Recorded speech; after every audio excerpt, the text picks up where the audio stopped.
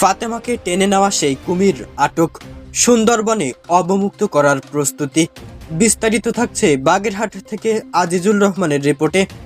বাগেরহাটের ঐতিহাসিক খানজাহান আলী মাজার দিঘিতে ৮ বছর বয়সী শিশু ফাতিমাকে টেনে নিয়ে যাওয়া সেই আলোচিত কুমিরটিকে অবশেষে আটক করেছে বন বিভাগ। জনমতের প্রতি সম্মান জানিয়ে এবং নিরাপত্তার বিষয়টি বিবেচনা নিয়ে বুধবার সকালে প্রায় 11টার দিকে বিশেষ অভিযানে কুমিরটিকে অপসারণ করা হয়। বন বিভাগের নেতৃত্বে পরিচালিত এ অভিযানে জেলা পুলিশ, ট্যুরিস্ট পুলিশ, মাজার কর্তৃপক্ষের খাদেম, স্থানীয় জনপ্রতিনিধি এবং এলাকাবাসী সক্রিয়ভাবে সহযোগিতা করেন।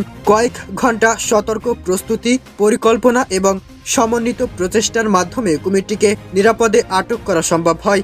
গত ১ জুন রাতে মাজারের মহিলাঘাট এলাকা থেকে ৮ বছর বয়সী ফাতিমাকে কুমির টেনে নিয়ে যায়।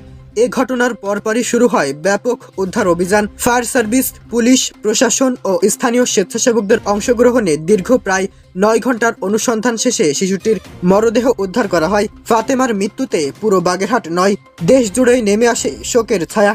সামাজিক যোগাযোগ মাধ্যম, জাতীয় গণমাধ্যম এবং বিভিন্ন মহলে ঘটনাটি ব্যাপক আলোচনার জন্ম দেয়।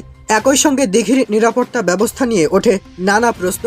ঘটনার পর স্থানীয় বাসিন্দা, সচেতন নাগরিক, সামাজিক সংগঠন এবং দর্শনার্থীরা দিঘির নিরাপত্তা জোরদার ও সংশ্লিষ্ট কমিটিকে অপসারণের দাবি জানান। জননিরাপত্তার বিষয়টি গুরুত্বের সঙ্গে বিবেচনা করে অবশেষে প্রয়োজনীয় পদক্ষেপ নেয় বন বিভাগ।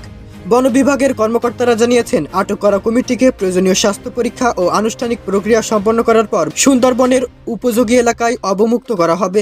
এর ফলে প্রাণীটি তার প্রাকৃতিক আবাসস্থলে ফিরে যাওয়ার সুযোগ পাবে এবং একই সঙ্গে পর্যটক ও দর্শনার্থীদের নিরাপত্তা নিশ্চিত করা সম্ভব হবে। এদিকে কুমিরটি অপসারণের খবরে স্থানীয়দের মধ্যে স্বস্তি ফিরে এসেছে। অনেকেই মনে করছেন, শান্তিপূর্ণ ও যৌক্তিকভাবে জনমত প্রকাশের মাধ্যমে গুরুত্বপূর্ণ জনস্বার্থ সংশ্লিষ্ট বিষয়ে কার্যকর সমাধান করা সম্ভব। তবে ফাতেমার মর্মান্তিক মৃত্যু একটি পরিবারকে অপূরণীয় ক্ষতির মুখে ফেলেছে। একই সঙ্গে এ ঘটনায় মাজার সংলগ্ন দিঘির নিরাপত্তা ব্যবস্থার দুর্বলতাও সামনে এগিয়ে এসেছে।